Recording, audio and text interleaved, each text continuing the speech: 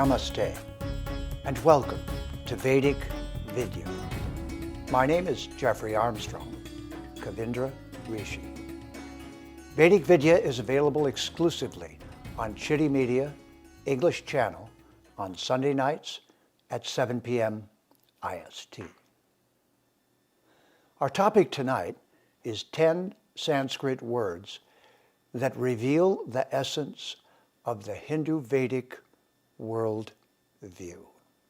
The culture of India, the ancient culture that is thousands and thousands of years old, has had, during that entire time, the most perfect language that exists on our planet, Sanskrit.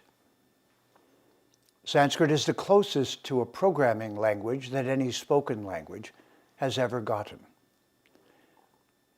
It is not an old language or a dead language like Latin and ancient Greek.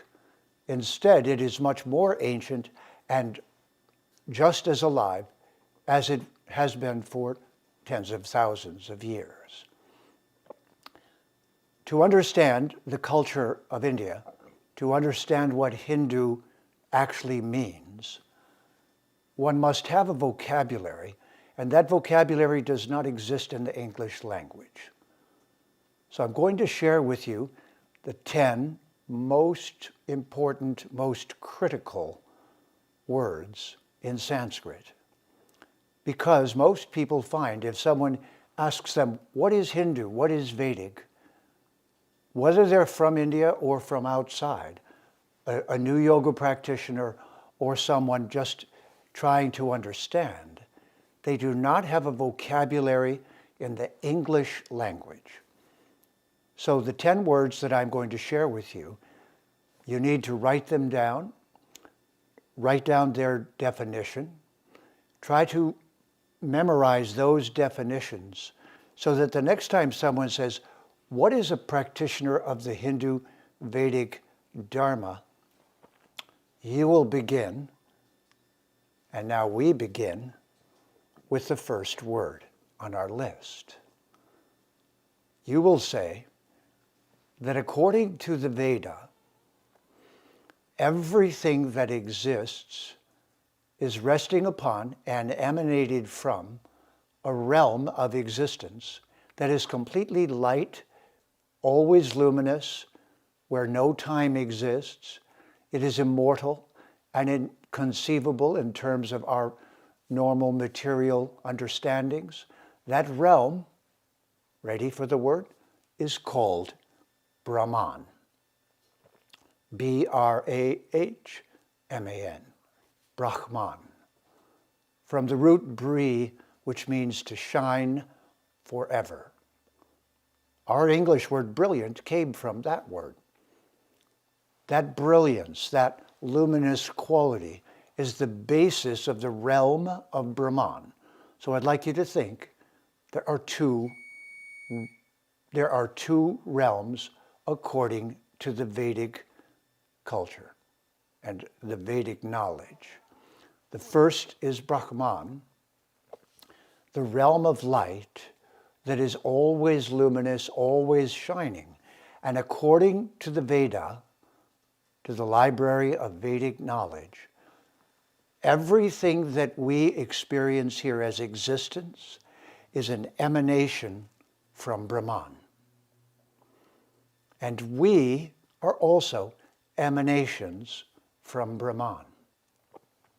But different kinds of energies emanated from Brahman. So with the word Brahman in our vocabulary now, as that shining, luminous realm from which everything has emanated, we go to ourselves. Who are we? What do we call the consciousness that pervades each one of our bodies, each one of our minds? That consciousness that we call self, that we point to but can't exactly see. We know we're not our clothing. We know this body is a form of clothing. The word for us as immortal beings who emanated from Brahman and are here visiting this realm. We are called the Atma. Each one of us is an Atma. Together we are all Atmas, plural, myriads of us, and all of us are individuals who chose to go on this exploration, this journey, this adventure to where we are, to the realm of matter. This means that an Atma cannot be burned, cannot be cut, cannot be wedded, cannot be destroyed, does not die, cannot die. It is an immortal spark of Brahman. And as such, you cannot extinguish it. Only the fires within matter can extinguish. The Atma cannot be extinguished. And each living entity showing the signs of autonomous existence within matter, within the world we live in, is an individual Atma that has consciously come here and is inside of a particular body in which it is learning about that experience for that lifetime. So from Brahman, the many Atmas emerged and were somehow transferred to the other realm. We need a word for that other realm. There is no English word. But what we call matter, what we call this conglomerate of energies all around us, this dark energy that has to be lit up, that breaks in pieces and is not conscious, this orbiting chunks of dark matter is called in Sanskrit Prakriti. And let me show you a little trick with Sanskrit words. Pra gives us the English word produce. It means to continue to make more of. Kri means by strings or chains of cause and effect, based upon particular rules. And iti means to do that again and again and again. So let's make it into a word now. Prakriti is the realm we're in. If Brahman is the luminous realm, Prakriti is the dark realm, where you have to import light from Brahman and import Atmas from Brahman. This realm that we're visiting, Prakriti, is the place where everything is made of parts and assembled by rules of combining those parts, what we call laws of cause and effect. The Sanskrit word for that is ritam. It's all the rules of nature that allow particles of matter to be combined together within the realm of Prakriti. And let's be clear, according to the Vedas, we as Atmas chose to have the experience of Prakriti. Prakriti is an immortal realm, but it's a realm where everything is temporary. Brahman is an immortal realm, but it's the realm where there is no time. It is the source and opposite of the dark realm of Prakriti, where everything has to be glued together, and then it comes unglued, doesn't it? All of this spinning, orbiting matter, and this, by the way, is what orbiting is. Orbiting is the reflection of the fact that matter must go through cycles of renovation and must continue to be rebuilt because it keeps losing particles. We call that in science entropy. Brahman, the source of the Atmas and the source of Prakriti, but Prakriti is another realm where the energy is all dark, where time is in effect, unlike Brahman, where there is no time. And we, timeless beings, as Atmas, come here and take a body, get covered by a body, just as certainly as this clothing is a covering, so we get covered by a body. That covering is the covering of Prakriti. Now, that entire realm of Prakriti is permeated by the Supreme Being in a form from Brahman that's called Param Atma. If Atma is all of us living entities, all the beings in all the bodies, then Param Atma is the Supreme Being entering into this realm of Prakriti and animating it. So whatever name you have for the Supreme Being, just think that being is at the center of every atom, within the heart of every living being, all pervading, all throughout Prakriti. So, our first word, Brahman. Second, Atma. Third, Prakriti. Fourth, Param Atma. And now we're ready to hear about the material manifestation and what it is like. So there's a term for the matter itself as it goes through 3 steps. It is brought into manifestation or creativity. It stays for a while, or homeostasis. It stays and is balanced for a while. And then destruction and recycling, because it goes out of existence after a while. The 3 energetic states of matter, when it's created, while it's maintained, and when it's recycled, are called Gunas, because the dark matter of Prakriti is called the Gu in Sanskrit. Isn't that interesting? G-O-O in English, G-U in Sanskrit. Gunas means the dynamic property of the creative force of matter, the maintaining, balancing force of matter in between, and then the destructive and recycling phase of matter at the end. Think of your own body right now. At whatever age you are and stage you are, it had a beginning, it was created. It lasts for a while, it's maintaining, so you can listen and participate here. And then it will be deconstructed, will it not? Raise your hand if your body will last forever. It's made of parts. It's made of the 3 gunas. Those 3 gunas are departments of Prakriti, departments of the realm of matter. And in our own life, if we're acting as a destructive force, our guna is tamas. They have names. The guna of destruction is called tamas. The guna of creativity is called rajas. Think of it as your left and right hand. Let's call your left hand tamas, the destructive one. Let's call your right hand rajas, the creative one.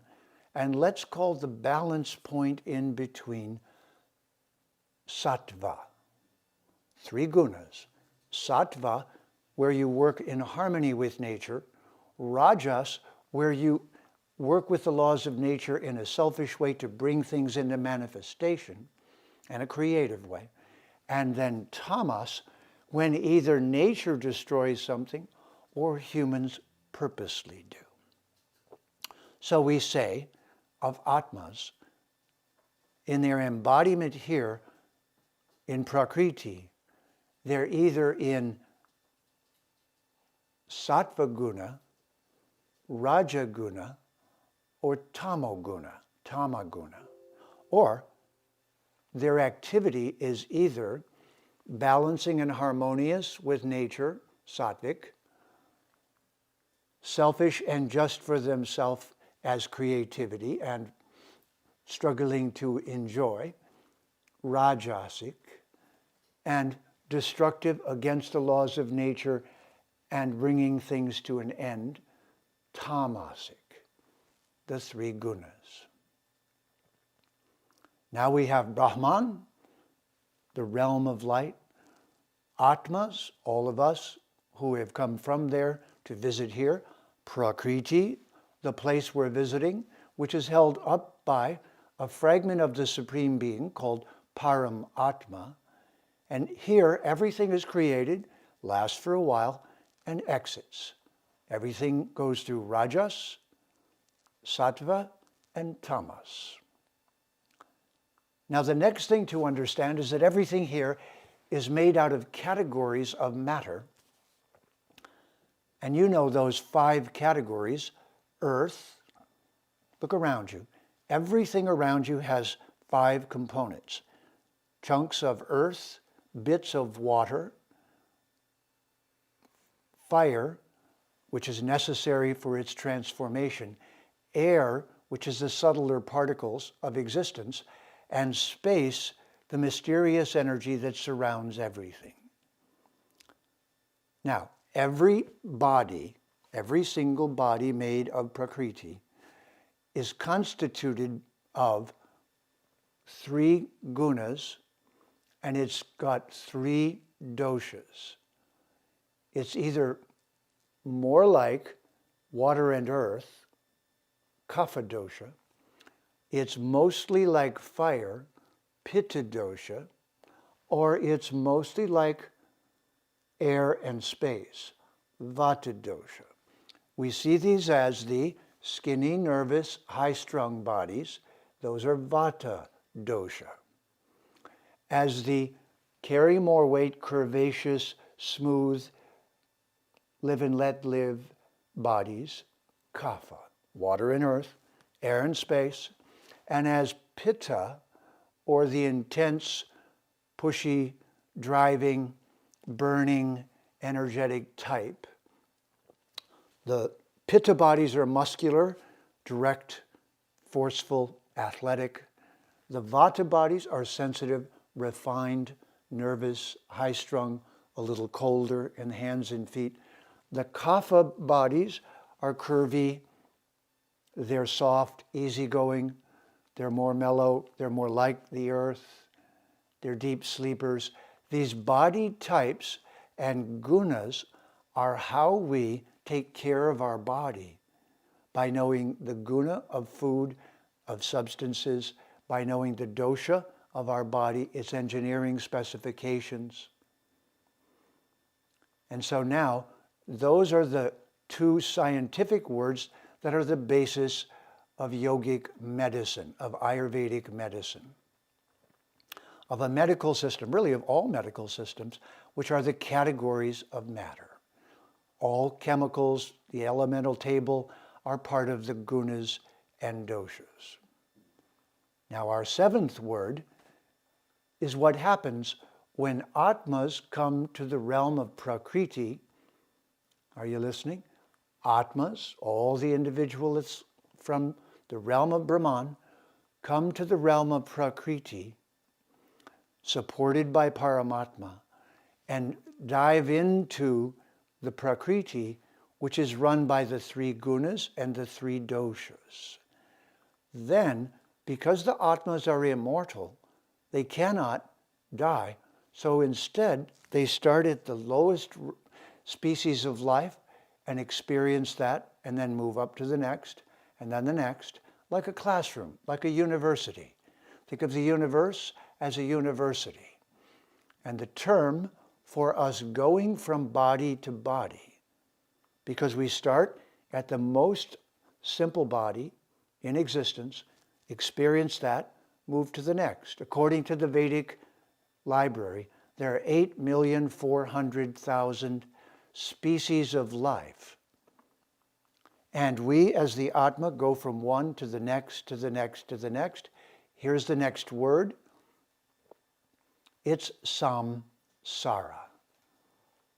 Means swimming together through Prakriti.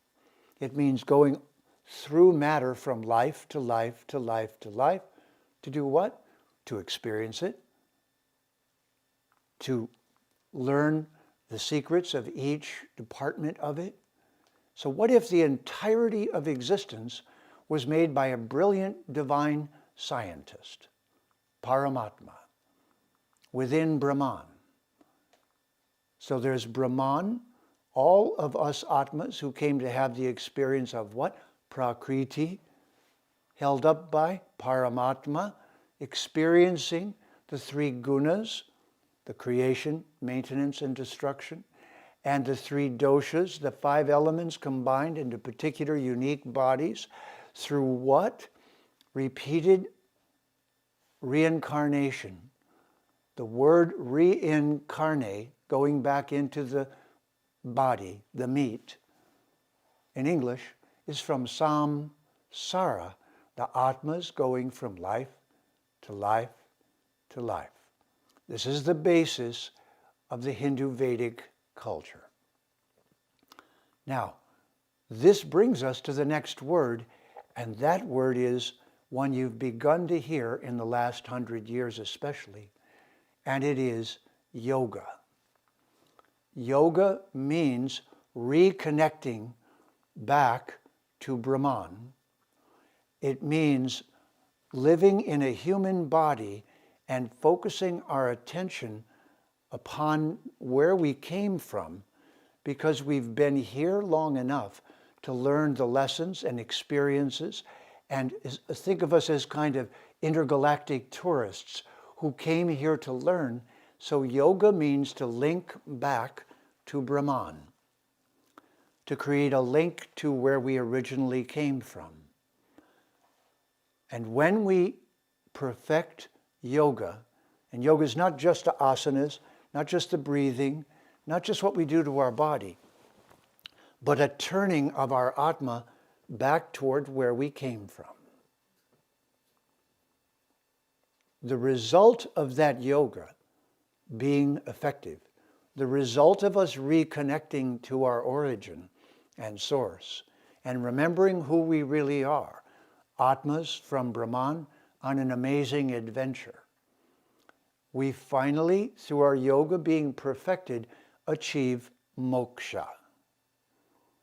Moksha means we're finished here. We're pointing in the direction of where we came from, probably millions and millions of years ago, before we started this great learning. And now, our yoga being perfected, we remember who we truly are. We see that we're the Atma inside of a body, that the consciousness of our Atma is pervading that body. We've had all of the experiences here, and we say, thank you, I'm done. Point ourselves back toward Brahman. One word to go. The supreme and ultimate being that every religion talks about somehow, this way or that way, with this name or that name. Let's give a name to that in Sanskrit. It is Bhagavan. Van means who possesses, and Bhaga means all the beauties, pleasures, all the delights, all the wonder, all the things that you ever desired, were hungry for, sought to have in your life, whatever was attractive to you, is bits and pieces of Bhagavan. So within Brahman, Bhagavan exists always. And we're from there, we many Atmas, but we came to Prakriti to have this amazing adventure.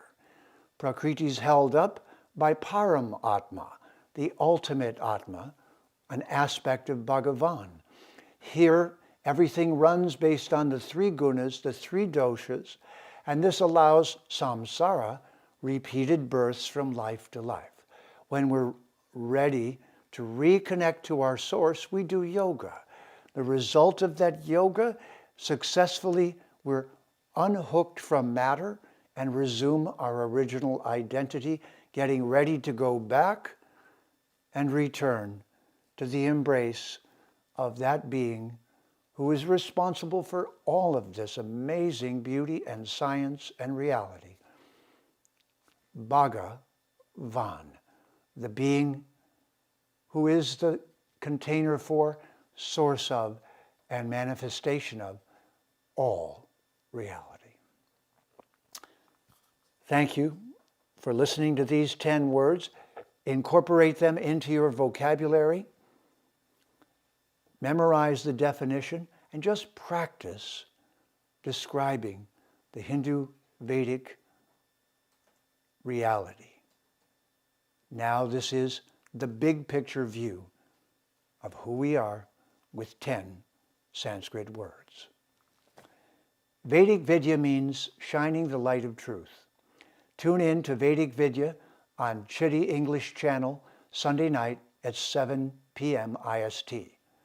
My name is Kavindra Rishi, Jeffrey Armstrong. See you next time, and have a Namaste Day.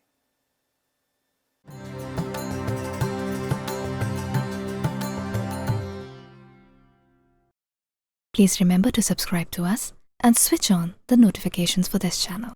For our other social media links, more content, and to support our work, please visit citti.net. Dhanyavad. Namaskar.